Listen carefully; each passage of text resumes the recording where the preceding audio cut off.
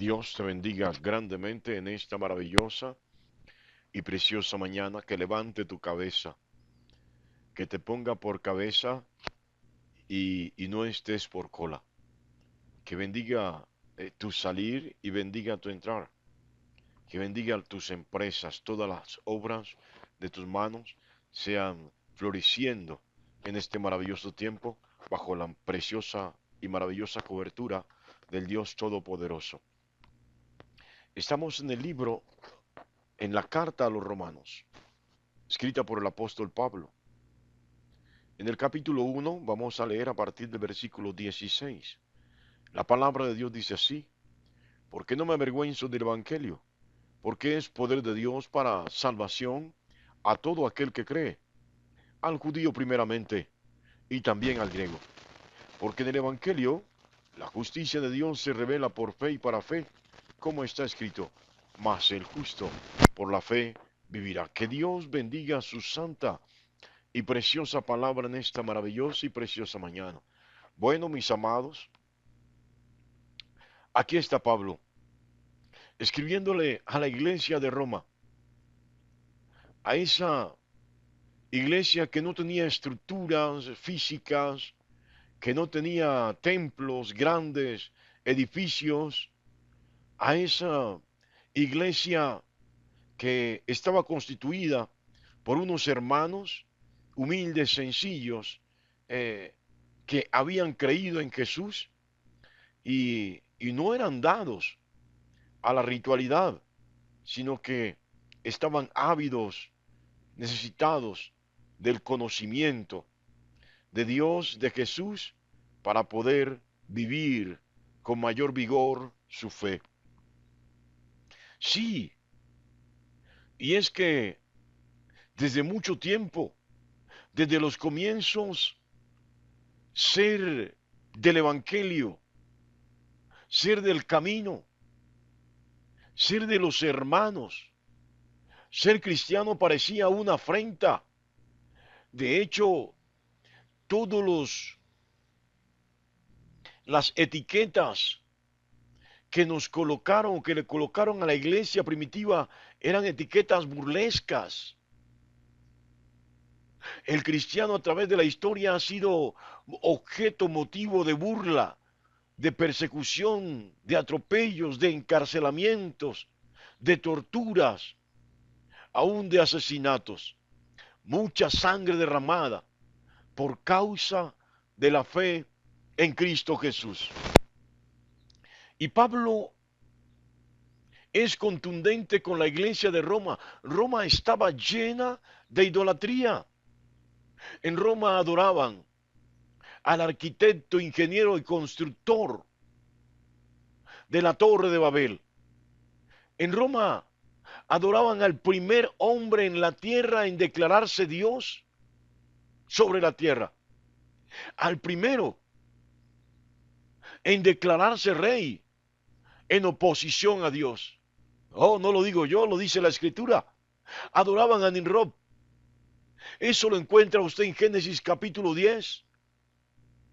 Usted encuentra, y en el capítulo 9 también encuentra a Nimrod. Pero en el 10, 9 y 10 usted encuentra contundentemente quién era este personaje. Un fuerte cazador.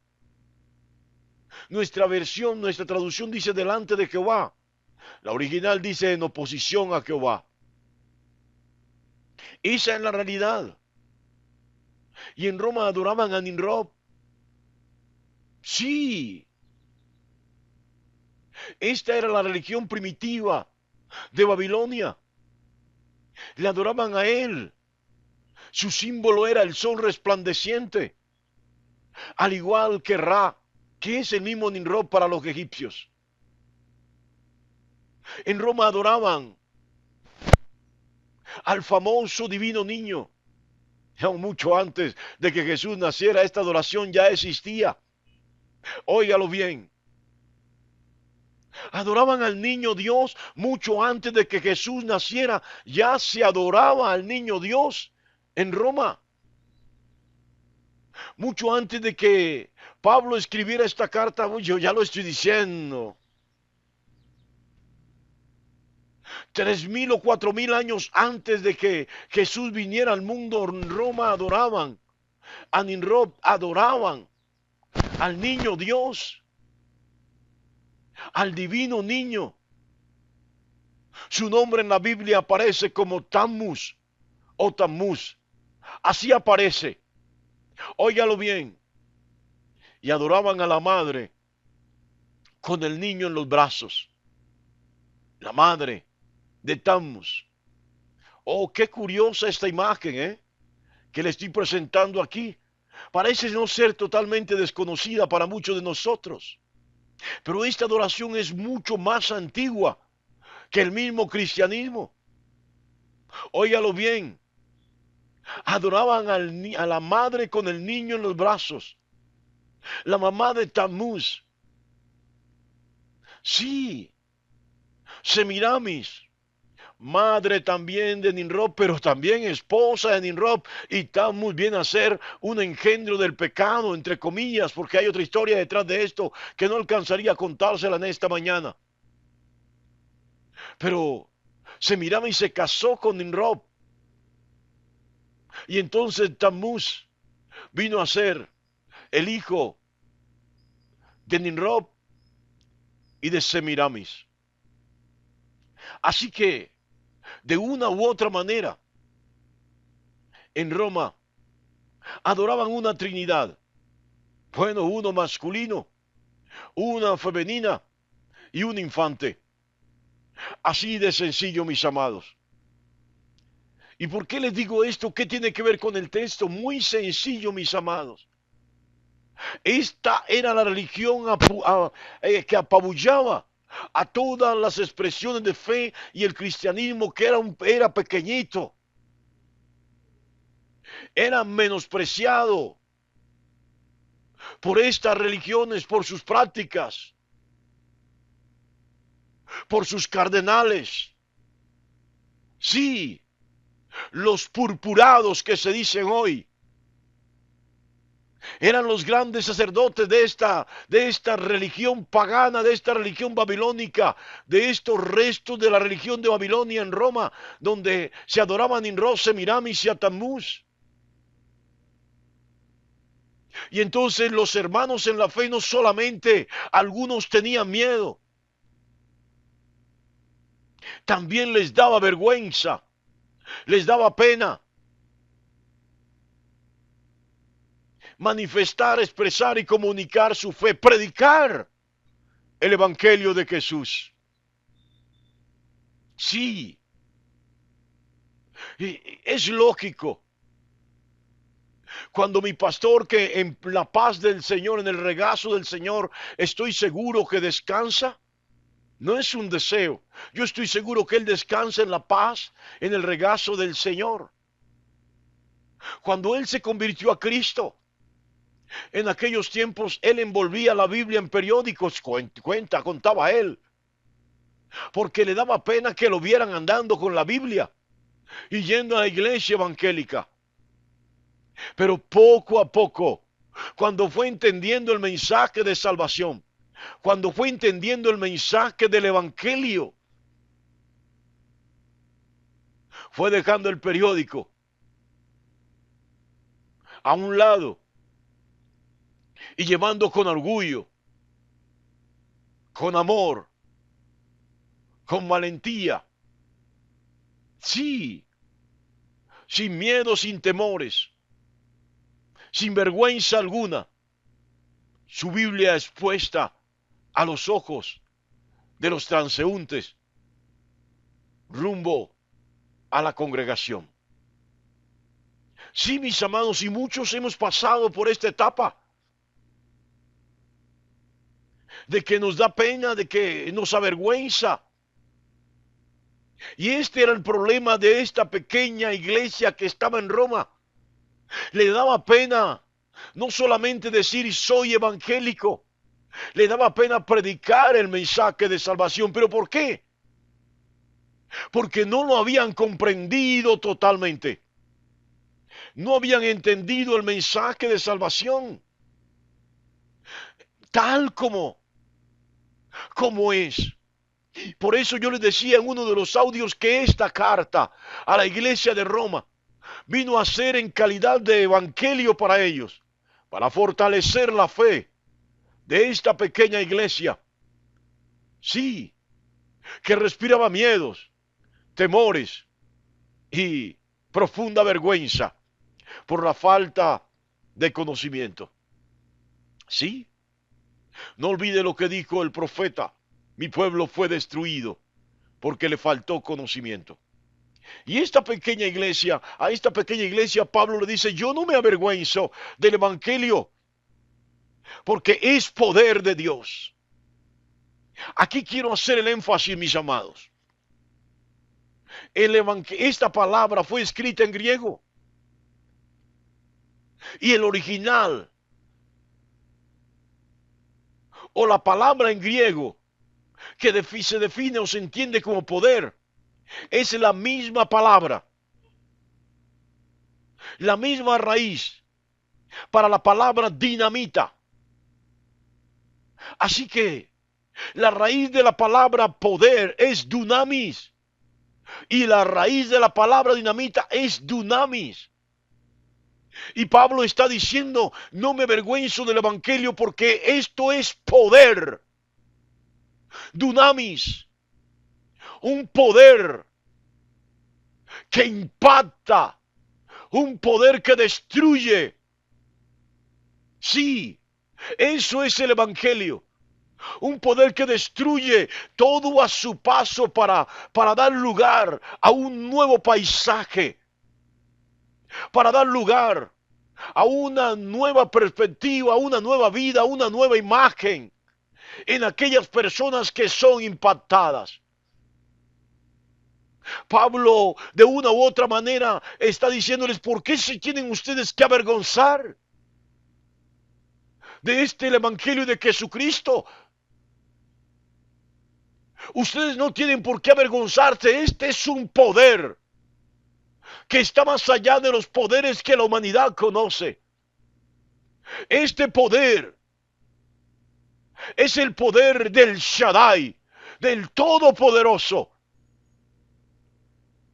Y este poder, donde impacta, donde golpea, cambia, transforma vidas y da nueva vida. ¿Sí? Es el poder de Dios para salvar a todo aquel que cree. Sí, la iglesia estaba avergonzada. Avergonzada frente no solamente los rituales, sino las vestimentas sacerdotales de los adoradores de Nimrod, de Semiramis y Tammuz, de sus liturgias extravagantes y exageradas. Y ellos con sus túnicas, vestidos normales, no se sentían capaces, no se sentían dignos, se sentían inferiores, se sentían avergonzados porque no tenían todo esto. Porque no eran la iglesia mayoritaria, porque la gente no los seguía como a los demás. Y Pablo le está diciendo: ¿qué les pasa? Despiértense. Esto no es de vestidos, esto no es de estructuras físicas, esto no es de fachadas, esto no es de rituales. Esto es de una vida realmente espiritual. Esto es realmente de una vida en comunión con el Dios Todopoderoso a través de su Hijo. Ustedes tienen el poder, tienen la verdad. ¿Por qué se tienen que avergonzar? Bueno, avergonzados por las multitudes que seguían en la fe de Nimrod, de Semiramis y de Tammuz. Pablo les dice: esas multitudes van camino a la perdición, pero ustedes están en la perspectiva de la salvación de Jesús. Por eso le dice, este es poder de Dios para salvación a todo aquel que cree. Si usted cree en el Hijo de Dios, es salvo. Así de sencillo. No por obras, dice Santiago, para que nadie se gloríe, sino por gracia. También le escribe Pablo a la iglesia de Éfeso. Óigalo bien. Primeramente esta salvación fue dada a los judíos. Quienes la aceptaron, bienvenidos sean. Era la salvación para ellos. Por eso el Evangelio según San Juan lo dice, a los suyos vino y los suyos no le recibieron. Pero a todos los que creen les dio el privilegio, la potestad de ser llamados hijos de Dios. Y Pablo le está diciendo a la iglesia de Roma, algunos de ustedes no son judíos, pero ya pueden ser llamados hijos de Dios, mediante la fe en Cristo Jesús. ¿Sabe? El pueblo escogido, el pueblo elegido, el pueblo que se consideró y se considera todavía el pueblo hijo de Dios, es el pueblo judío. Sí, esta es la realidad. No es que todos sean hijos de Dios. Venimos a ser hijos de Dios los no judíos mediante la fe en Cristo Jesús. Pero te lo voy a decir, el ser judío no te garantiza ser salvo. Como tampoco el ser evangélico, protestante, católico, anglicano, ortodoxo, copto, no te garantiza ser salvo. Lo único que te garantiza, el único que te garantiza la salvación es Cristo Jesús. A través de este evangelio maravilloso. Por eso Pablo lo dice abiertamente, ¿cómo me voy a avergonzar de este poder que ha transformado mi vida? De este poder que me ha dado vida y también me ha dado salvación. No me avergüenzo del evangelio, porque es poder de Dios para salvación de todo aquel que cree.